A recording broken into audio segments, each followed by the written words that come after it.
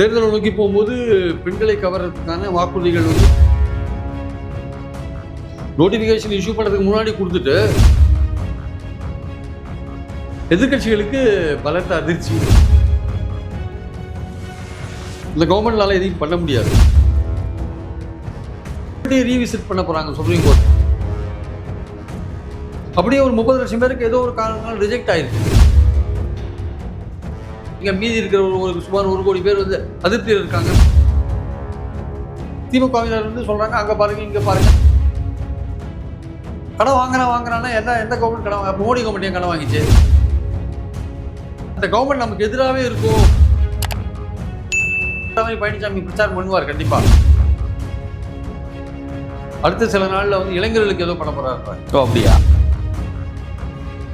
திமுக பண்ண தப்பு அதுதாங்க. அது மாதிரி சொல்லிட்டு தப்பிக்க முடியாது.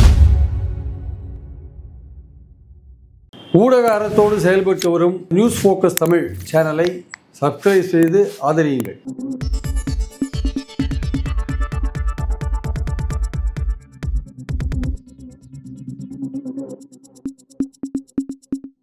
பிரியன் சார் வணக்கம். வணக்கம் சார்.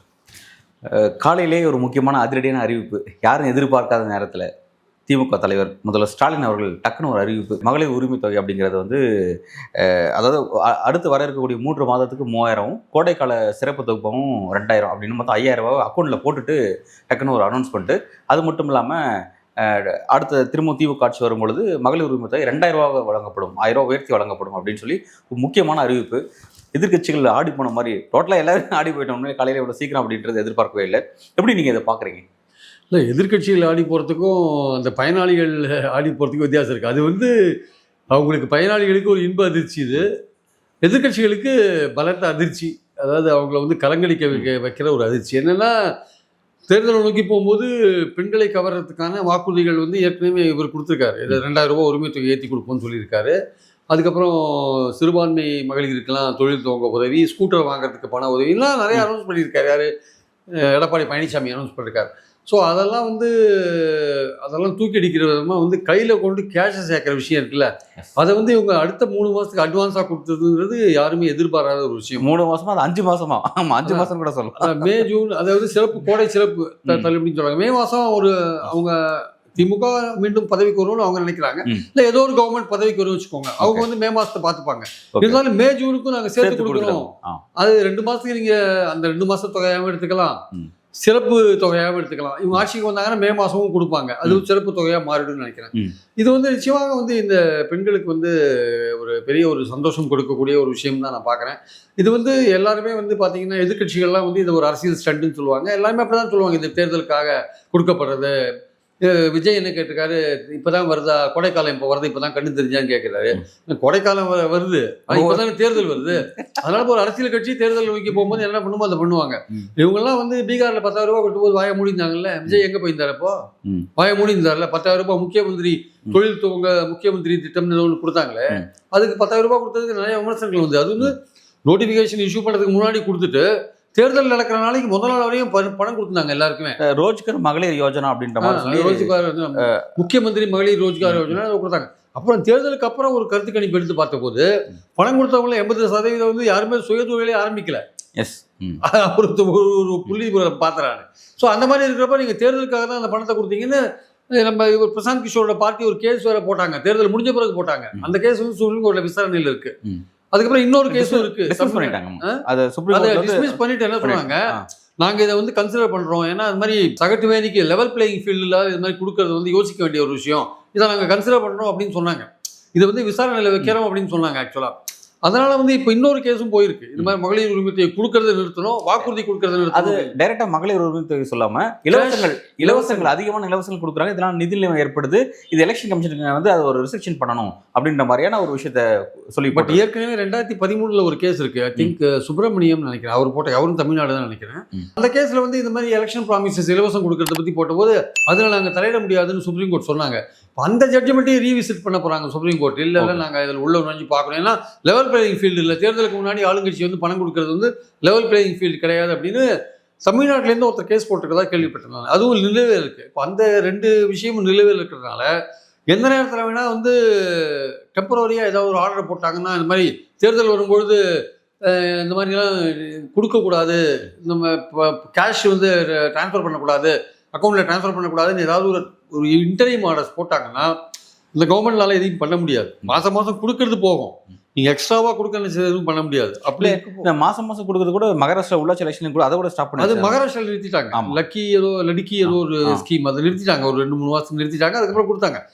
அதே மாதிரி வேறு பல மாநிலங்கள்லாம் வந்து இது இந்தியாவில் வந்து 12 ஸ்டேட்ஸில் அதை கொடுக்குறாங்க சார். விமனுக்கான உரிமை தொகை 12 ஸ்டேட்ஸில் கொடுக்குறாங்க. 1,68,000 கோடி ரூபாய் செலவாகுது இதுக்கு. ஆக்சுவலாக இந்தியா முழுக்க 1,68,000 கோடி 1,68,000 கோடி செலவாகுது. ஸோ கொடுத்துட்டு இருக்காங்க. இதெல்லாம் நிறுத்தணும்னு நினைக்கிறாங்க. சென்ட்ரல் கவர்மெண்ட்டுக்கு இதில் இஷ்டமே கிடையாது. இருந்தாலும் ஸ்டேட் கவர்மெண்ட் அவங்க வந்து ஸ்டேட் கவர்மெண்ட்டுடைய ஃபினான்ஷியல் பர்டன்லாம் அதிகமாகிட்டே இருக்கு.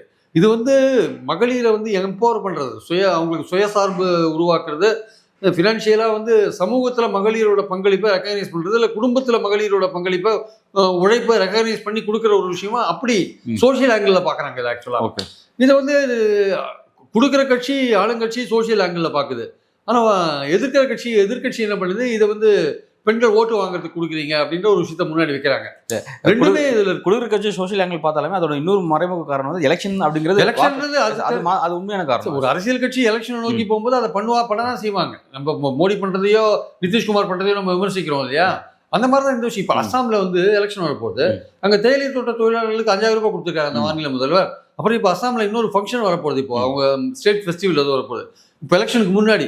அதை ஒட்டி ஏதோ ஒரு பணம் கொடுக்குறதா அவங்க இருக்காங்க. அது எப்போ கொடுக்க போகிறாங்கன்னு தெரியல. பிரதமர் போய் அந்த ஸ்கீம் ஆரம்பிக்க போகிறதா பேச்சு வருது. ஆக்சுவலாக நிறைய பேர் என்ன சொல்கிறாங்க, அந்த ஸ்கீமை பிரதமர் ஆரம்பித்து வச்ச உடனே ஏதோ ஒரு வகையில் மற்ற மாநிலங்களில் தடையை போட்டுருவாங்க அப்படின்ற மாதிரி ஒரு விஷயம் வருது.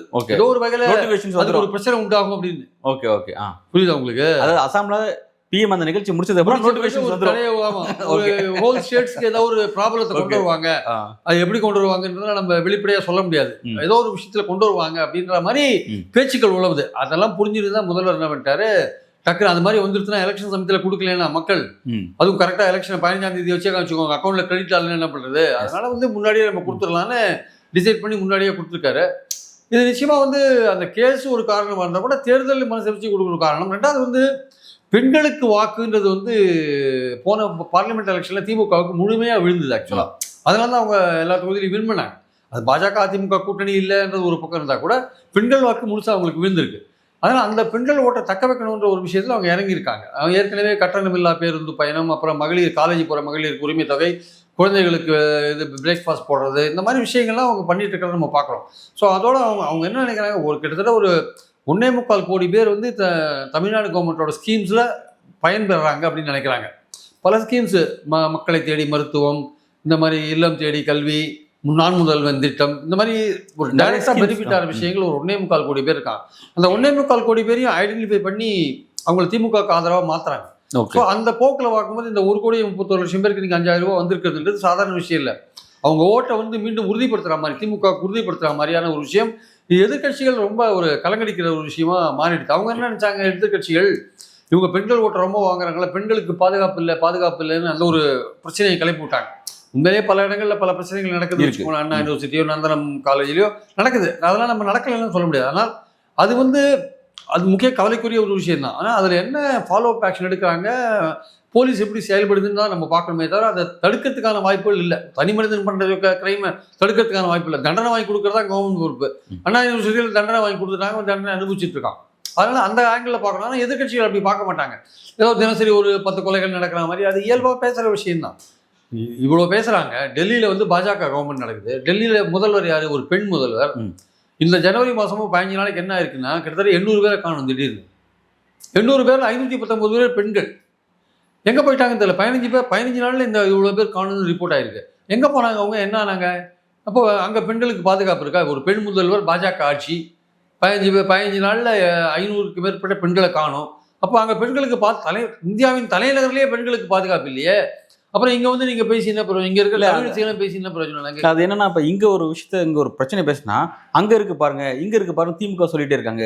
அங்கே இருக்கிறது அவங்க பிரச்சனைங்க, இங்கே இருக்கிறது நீங்கள் ரெஸ்பான்சிபிளாக பேசுங்க அப்படின்றதான் அவங்க வைக்கக்கூடிய எதிர்கட்சி வைக்கக்கூடிய பாயிண்ட் வந்து நான் மறுக்கல. ஆனால் பேசுகிறவங்க வந்து எந்த கட்சி சார்பாக பேசுகிறாங்க? இப்போ பாஜக சார்பாக பேசுகிறாங்கன்னா அவங்க இந்தியா முழுக்க ஆடுறாங்க இல்லையா? அப்போ அவங்களுக்கு பொறுப்பு இல்லையா? அவங்க மாநிலத்தில் நடக்கிற விஷயங்களை பற்றி பேசக்கூடாதுன்னு சொல்ல முடியுமா? கம்பேரிட்டிவ்லி நீங்கள் பார்க்கணும். எதுக்கு அந்த இன்னொரு ஸ்டேட் எடுக்கிறாங்கன்னா கம்பேரிட்டிவ்லி பார்க்குறாங்க. நேஷனல் கிரைம் ரெக்கார்ட்ஸ் பியூரோவில் வந்து பதிவான குற்றங்கள் அடிப்படையில் முதல் 5 மாநிலங்கள் பாஜக மாநிலங்களாக இருக்குது. பெண்கள் மீது பாலியல் விஷயங்கள்லாம் அதுக்கெல்லாம் பரவாயில்ல, அது ரெக்கார்ட்ஸ் அப்படி இருக்குல்ல. ஓகே, உங்கள் மேலே ஒரு குற்றச்சாட்டு சொன்னால் நீங்கள் வந்து எஸ் எங்ககிட்ட இருக்கு இல்லைன்னு சொல்ல வரல, ஆனால் நாங்கள் நடவடிக்கை எடுக்கிறோம். ஆனால் அதே சமயம் இந்தியாவில் மற்ற இடங்களை கம்பேர் பண்ணும்போது பாருங்கள் எங்களுக்கு பரவாயில்ல அப்படின்னு இவங்க சொல்ல தான் செய்வாங்க. ஒரு ஆர்கியூமெண்ட் சேர்க்க அதை நீங்கள் சொல்ல தான் செய்வீங்க. அதுதான் வந்து திமுகவினர் வந்து சொல்கிறாங்க அங்கே பாருங்கள் இங்கே பாருங்கன்னு சொல்கிறாங்க. இந்த பெண்கள் காணா போன விஷயமும் அந்த அடிப்படையில் தான் அவங்க சொல்கிறாங்க வச்சுக்கோங்க. ஸோ அதனால் வந்து எதிர்கட்சிகள் வந்து ஏதோ ஒரு விஷயத்தை இப்போ வாசன் என்ன சொல்கிறாரு, 5000 ரூபாய் இப்படி கொடுத்து டாஸ்மாக் மூலமாக பிடிங்கிடுவாங்க. இந்த டாஸ்மாக் இன்னைக்கு அதிகம் இருக்குது. ஜெயலலிதா ஆரம்பிச்ச டாஸ்மாக் அப்போ இல்லை, அப்போ சொல்றதுக்கு வாசனுக்கு தைரியம் இருந்தா இல்லை. அப்போ இது ஓவராலாக பார்க்கும்போது எதிர்கட்சிகள்லாம் ஒரு நெருக்கடி ஏற்பட்டிருக்கு. இந்த ஸ்கீம்ஸ்னால ஒரு பெரிய நெருக்கடி ஏற்பட்டிருக்கு. எல்லாரும் கருத்து சொல்ல ஆரம்பிச்சிருக்காங்க அப்படின்னு புரிஞ்சுக்கலாமா? நெருக்கடி வந்திருக்கு சார். அவங்களுக்கு வந்து இந்த பிரச்சாரத்தின் மூலமா பெண்கள் ஓட்டை கொஞ்சம் திருப்பலாம்னு நினைச்சாங்க. அதாவது இந்த 1000 ரூபாய் வாங்காதவங்களை வந்து ஓட்டு பண்ண பாஜக அதிமுக கூட்டணிக்கு போடுவாங்க. அதுவும் தவறான ஒரு கருத்து. என்ன மொத்தம் 2.25 கோடி 2 கோடி 75 லட்சமோ 20 லட்சமோ கார்டு இருக்கு, குடும்ப கார்டு இருக்கு. இவங்க வந்து அப்ளிகேஷன்ஸ் கால்வார் பண்ணாங்க, உரிமை தொகைக்கு கால்வார் பண்ணாங்க. அதில் அப்ளை பண்ணதே 1 கோடி 61 லட்சம் பேர் தான் அப்ளையே பண்ணாங்க. மற்றவங்களாம் பெரும்பாலும் ஸ்டேட் கவர்மெண்ட் சர்வெண்ட், ஆசிரியர் இந்த மாதிரி இருக்கலாம், பேங்க் எம்ப்ளாயிஸ் அப்படி இருக்கலாம். அவங்க எதுக்குடா நமக்கு இந்த 1000 ரூபாய் கூட அப்ளை பண்ணாதே கொடுக்குறாங்க, அவங்க இன்ட்ரெஸ்ட் இல்லாதவங்க அவங்க.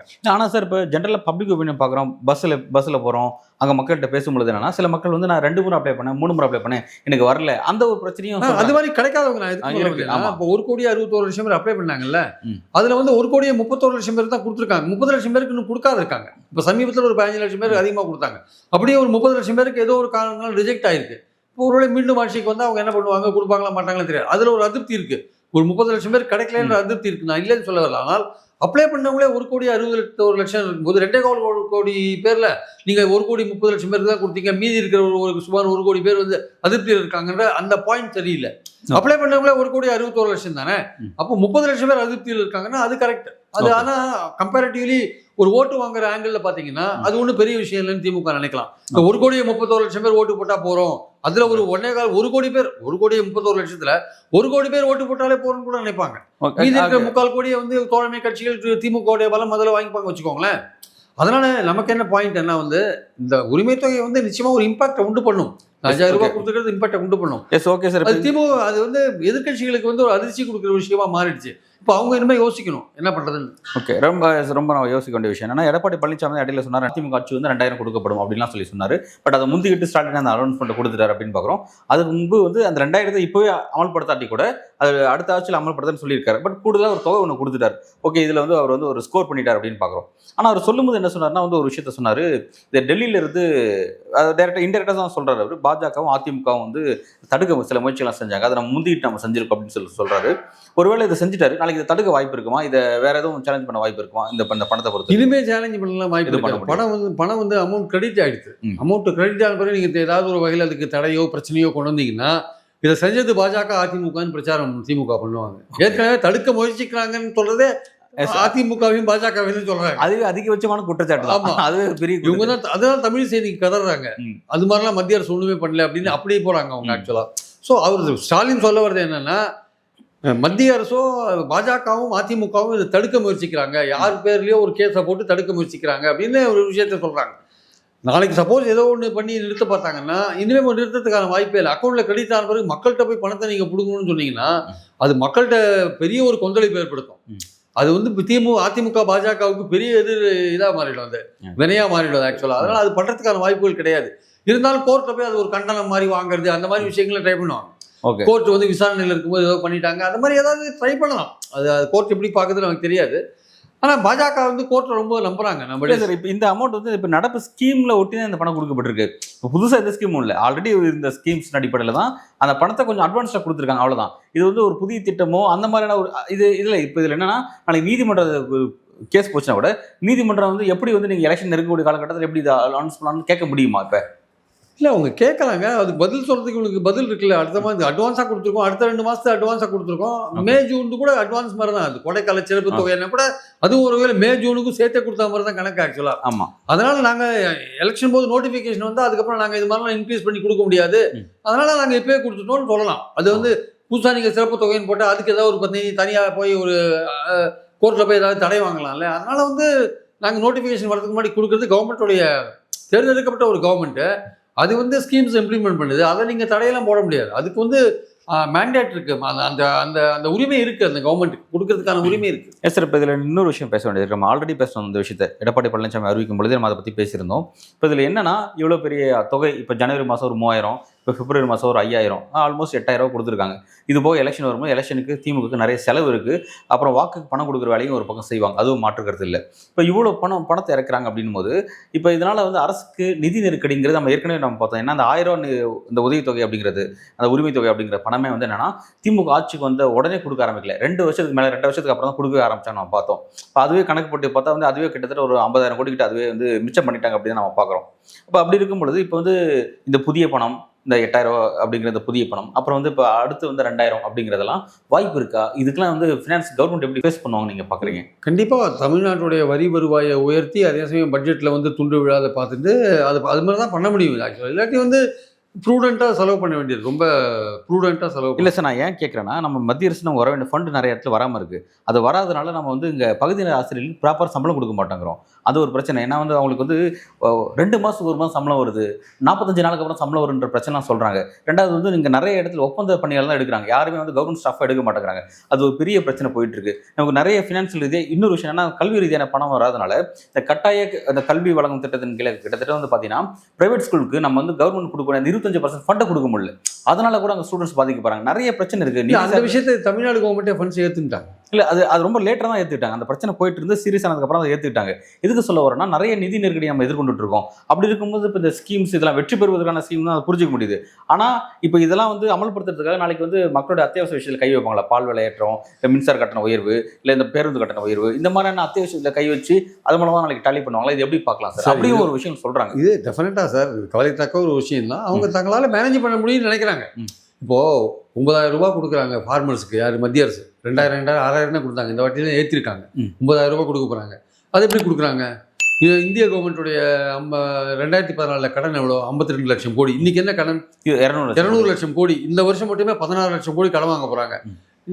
நிதி அமைச்சர் நிர்மலா சீதாராமன் நேற்று பார்லிமெண்ட்ல என்ன பேசுறாங்க? தமிழ்நாடு கவர்மெண்ட்டுக்கு 4.86 லட்சம் கோடி ரூபாய் கடன் இருக்கு, அதிகமா வாங்கியிருக்காங்க திமுக. இதுல அதான் கார்கே உடனே எழுதி கேட்டார், இதுல தமிழ்நாடு கவர்மெண்ட்டை பத்தி பேசுறீங்களா இல்ல இந்திய பட்ஜெட்டை பத்தி பேசுறீங்களா? இதுல தமிழ்நாடு பட்ஜெட்டா இந்தியன் பட்ஜெட்டா? இட் இஸ் அன்ஃபேர் அப்படின்ற இதை போய் பேசுறீங்க. அதுவும் எடப்பாடி சொல்ற விஷயத்தை அங்க வந்து பேசுறாங்க, நம்ம பேசுறாங்க. அது தப்பு இல்லது. உங்க முதுக பாத்துக்கோங்க. முதல்ல நீங்க எவ்வளவு கடன் வாங்கியிருக்கீங்க? எந்த ஒரு கவர்மெண்ட்டுமே கடன் வாங்குறதுன்றது ரிசர்வ் பேங்கோட பர்மிஷன் இல்லாமல் கடன் வாங்க முடியாது. ரிசர்வ் பேங்க் எப்போ பர்மிஷன் கொடுப்பான்? உங்களுக்கு திருப்பி செலுத்துகிற தகுதி இருந்தாலோ இல்லை அந்த லிமிட்டில் நீங்கள் இருந்தாலோ தவிர அவன் பர்மிஷன் கொடுக்க மாட்டான். அப்போ அது பர்மிசிபிள் லெவலில், ஜிடிபியில் பர்மிசிபிள் லெவலில் இருக்குது. திருப்பி கொடுக்குற சக்தி அதுக்கு இருக்கிறதுனால கடன் கொடுக்குறான். கடன் வாங்குறான்னா எந்த கவர்மெண்ட் கடன் வாங்க? மோடி கவர்மெண்ட் ஏன் கடன் வாங்கிச்சு? இந்தியாவில் இருக்கிற எல்லா கவர்மெண்ட்டும் கடன் வாங்குதுங்க. ஏன் கடன் வாங்குது எல்லா கவர்மெண்ட்? எதுக்காக கடன் வாங்குது? கடன் வாங்காத நீங்கள் கவர்மெண்ட் நடத்த முடியாது. உங்கள் சொந்த வரி வருவாய் எல்லாமே ஜிஎஸ்டிலாம் மத்திய அரசுக்கு போது அவங்க அங்கேருந்து ரீடிஸ்ட்ரிபியூட் பண்ணுறாங்க, ஜிஎஸ்டியை கொடுக்குறாங்க. வரி வருவாயில் பங்களிப்பு 41%. அது வந்து சேர்றது ரொம்ப கம்மியாக இருக்குது. தமிழ்நாடு வந்து ₹1 கொடுத்தா 29 பைசா தான் திருப்பி வருதுன்றாரு சீஃப் மினிஸ்டர். ஸோ அதனால் இன்றைக்கி தமிழ்நாடு பார்த்தீங்கன்னா இந்தியாவிலேயே 11.19% வளர்ச்சி க்ரோத் ரேட்டில் இருக்குது. மற்ற எந்த ஸ்டேட்டுமே அது இல்லை.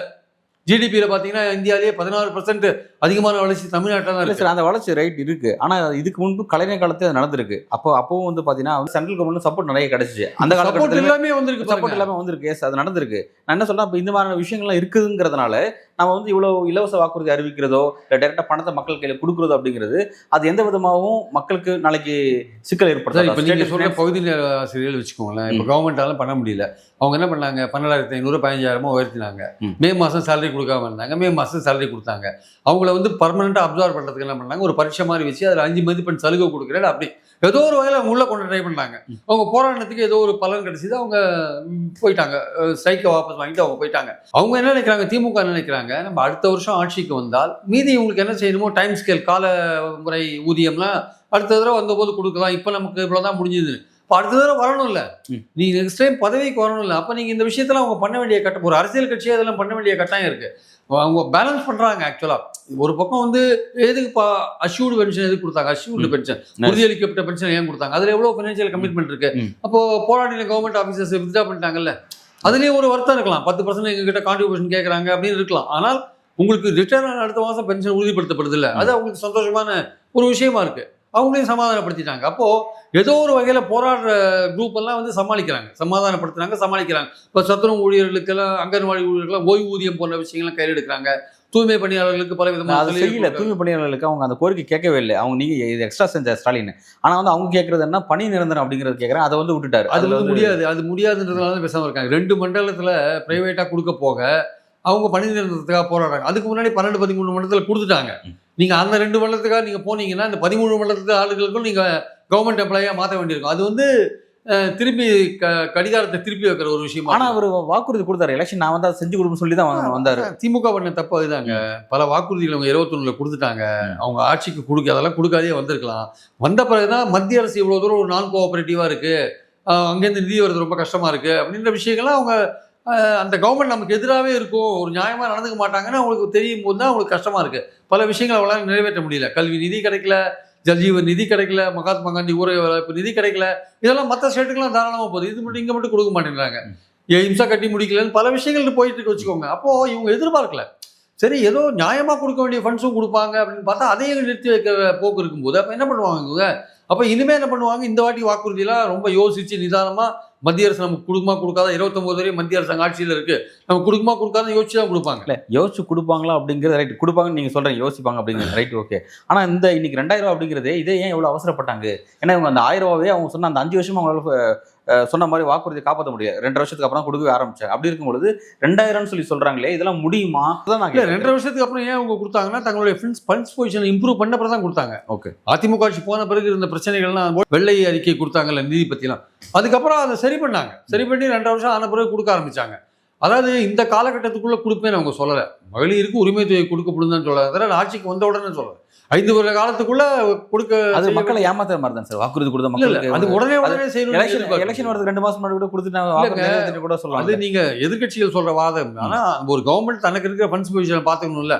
அதனால வந்து 5 வருஷத்துக்குள்ள அந்த வாக்குறுதியை நிறைவேற்றினாங்கன்னா அதுதான் பார்க்கணுமே தவிர நீங்க உடனே வந்த உடனே கொடுக்கணும். இப்போ தேமுதிக வந்து ராஜ்யசபா எனக்கு வந்த உடனே கொடுக்கணும்னு சொன்னாங்க, வேகன்சி இல்லை. அந்த மாதிரி தான் அதிமுக கொடுக்கணும்னு சொன்னாங்க. நீங்க அது மாதிரி நீங்க சொல்றீங்க. அவங்க இதே அதிமுக என்ன சொல்றாங்களா, 26 தான் கொடுக்குறோம்னாங்களா, அது மாதிரி இமீடியட்டா கொடுக்கலாம். அந்த விஷயம் வேற வச்சுக்கோங்க. அடுத்த ஒரு வேகன்சி கொடுக்கணும்னு தான் நடைமுறையில் இருக்கிற விஷயமா பார்க்குறோம் நம்ம. இது கவர்மெண்ட் வந்து ஃபண்ட்ஸ் பொசிஷனை பொறுத்து இருக்கு. ஃபண்ட்ஸ் பொசிஷனை பொறுத்து இருக்கு. நீங்கள் சொல்கிற மாதிரி முதல் 2 வருஷம் கொடுக்கலன்றது உண்மை தான். ஆனால் ஃபண்ட்ஸ் பொசிஷனை பொறுத்து இருக்கு. எப்போ ஃபண்ட்ஸ் நம்ம சரியாச்சோ அப்போலேருந்து கொடுக்க அவங்க ஆரம்பிக்கிறாங்க. இப்போ ஃபண்ட்ஸ் ஓரளவுக்கு சரி பண்ணி வச்சிருக்காங்க. இல்லாட்டி இந்த மாதிரிலாம் கொடுக்கறதுக்கான வாய்ப்புகள் ரொம்ப கம்மி. இந்த உறுதியளிக்கப்பட்ட பென்ஷன்லாம் ரொம்ப கஷ்டப்பட்டு தான், அதுக்கெல்லாம் பட்ஜெட்டில் ப்ரொவிஷனெலாம் கொடுத்தாலும் இப்போ இடைக்கால பட்ஜெட்லையும் கொடுக்கணும். அப்புறம் 3 மாதம் கழிச்சு வந்து யார் ஆட்சிக்கு வந்தாலும் அவங்க கொடுக்க வேண்டியிருக்கு. ஸோ சேலஞ்சிங் ஜாப் தான். ஓகே சார், நான் புரிஞ்சுக்கிறேன். இப்போ என்னோட கேள்வி என்னன்னா, இப்போ வந்து ஏற்கனவே வந்து ஸ்டாலின் அவர்கள் நீங்கள் சொன்ன மாதிரி வந்து மகளிர் உரிமை தொகை 1000, அப்புறம் வந்து இலவச பஸ் பயணம், கட்டணம்ல பயணம், அப்புறம் வந்து காலை உணவு திட்டம், அப்புறம் வந்து பெண்களுக்கு புதுமை பெண் திட்டம், அப்புறம் வந்து நிறைய புதிய மாணவ திட்டம், இல்லம் தேடி மருத்துவம், நிறைய விஷயம் கொடுத்துட்டு இருக்காங்க. இவ்வளோ ஸ்கீம்ஸும் இருந்தும் நிச்சயம் கிட்டத்தட்ட பார்த்தீங்கன்னா ஸ்கீம்ஸ் எல்லாம் நிறைஞ்ச கவர்மெண்ட்டாக தான் இருக்குது இந்த கவர்மெண்ட், மாற்றுக்கிறது இல்லை.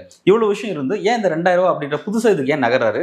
ஒருவேளை எடப்பாடி பழனிசாமி தான் இந்த நெருக்கத்துக்கு காரணமா? இது எப்படி புரிஞ்சுக்கலாம்? ஆமாம், எடப்பாடி பழனிசாமி சொன்னது அது ஒரு காரணம். அவர் அறிவிச்சிட்டாரு. அதனால அதுக்கு குறைவான வலுவிருக்கு. அது ஒரு அரசியல் தான். அரசியல் தான். ஓகே, அது ஒரு அரசியல் தான். அவர் அறிவிச்சிட்டாரு. இனிமே எடப்பாடி 2500 சொல்ல முடியாது இல்லை. ஆமா, சொன்னார்னா அது வந்து பளிச்சுன்னு தெரிஞ்சிடும். போட்டி ஏலத்தில் எடுக்கிற மாதிரி எடுக்கிறாங்கன்னு தெரிஞ்சிடும். ஆனா இவர் வந்து கொடுத்துருக்காரு. ஏற்கனவே கொடுத்துருக்கிற நம்புவாங்களா, கொடுக்க போறேன்னு சொல்றாரு நம்புவாங்களா? கொடுத்துருக்காரு ஒருத்தர். அவர் ஏற்கனவே கொடுத்துருக்காருப்பா, அவர் என்னப்பா, அவர் தொடர்ந்து கொடுப்பாருப்பா அப்படின்னு அப்படி ஒரு எடப்பாடி பழனிசாமி இப்படி சொல்லுவார்ல. சரி, இப்போ இவங்க ஆட்சிக்கு இன்னும் 3 மாசம் இருக்கு, இப்போ 2000 உயர்த்திட்ட எலெக்ஷன் சந்திக்க வேண்டியது தானே? ஏன் வந்து இப்போ நாங்கள் வந்ததுக்கு அப்புறம் சொல்றோம், அப்போ வந்ததுக்கு அப்புறம் இன்னொரு 3 வருஷம் கழிச்சா அமல்படுத்துவாங்க. அதை எப்படி இதை அமல்படுத்தாங்களோ அந்த மாதிரி அதையும் அமல்படுத்துவாங்க. இது தொடர்ந்து இருக்கிற ஒரு திட்டத்தை வந்து நீங்க 3 வருஷம் கழிச்சு பண்ண முடியாது இல்ல. நீங்க 1000 ரூபாய் இன்னொரு இல்ல 1000ங்கிறது எப்பயும் கொடுப்பாங்க, 2000ங்கிறது கொஞ்சம் வெயிட் பண்ணுங்க, கொஞ்சம் பார்த்து கொடுப்பா அப்படின்னு கூட சொல்லுவாங்க. அது வந்து இப்போ உறுதிமொழி சொல்ல முடியாது. ஓகே, அது நீங்க எதிர்க்கட்சி சொல்லுவாங்கன்ற இல்ல, நிச்சயம் எதிர்க்கட்சிகள் சொல்லலாம்னு சொல்லுவாங்க. ஆனா அவர் என்ன சொல்லுவாரு, ஆட்சிக்கு வந்த உடனே 1000 ரூபாய் ஏற்றி கொடுப்பேன்னு தான் சொல்லுவாரு. இப்போ இவங்க மே ஜூன் வரையும் கொடுத்த மாதிரி தான் கணக்கு. இந்த 1000 ரூபாய் மே ஜூன் வரையும் 1000 கொடுத்தா அந்த 2 மாதம் கோடைக்கால சிறப்பு தொகை 2000ன்றது மே கொஞ்சம் சேர்ந்து கொடுத்தா மாதிரி கூட ஒரு கணக்கு வச்சுக்கலாம். ஆனாலும் அது சிறப்பு தொகைன்னு இருக்கு. மே மாதம் பதவிக்கு வந்தோடனே மே மாதம் விஷயத்தை கொடுத்தாலும் 1000 ரூபாய் கொடுத்தாலும். ஏன்னா இப்போ 2-3 மாதத்துக்கு தான் கொடுத்துருக்காங்க. பிப்ரவரி, மார்ச், ஏப்ரல் தான் கொடுத்துருக்காங்க. மேல யார் ஆட்சிக்கு வந்தாலுமே கொடுத்தாலும். திமுக வந்து மே மாதம் வந்து வந்த உடனே 2000 ரூபாய் கொடுக்குறாங்களா இல்லையான்றதான் பிரச்சனை. அது டெஃபினட்டாக இந்த நிதி நிலைமை அவங்களுக்கு தெரியும். அவங்க மீண்டும் ஆட்சிக்கு வர நம்பிக்கையில் அவங்க இருக்காங்க. அப்போ அது கொடுக்க முடியுமா முடியாதுன்னா அவங்களுக்கு நல்லா தெரிஞ்சுதான் அவங்க கொடுத்துருப்பாங்க. ஏன்னா போன வாட்டி கொடுத்ததுக்கப்புறம் 2.5 வருஷம் கழிச்சு ஆரம்பித்தோம். இந்த வாட்டி அவங்க பவர்லேயே இருக்காங்க. ஸோ மத்திய அரசும் நமக்கு ஹெல்ப் பண்ணாத ஒரு கவர்மெண்ட்டாக இருக்குது. அப்போது நம்ம 2000 ரூபாய் கொடுக்குறோமே, மே மாதம் வந்தோடனே எல்லாரும் கேட்பாங்களேன்னு ஒரு எண்ணம் அவங்களுக்கு இருக்கும்.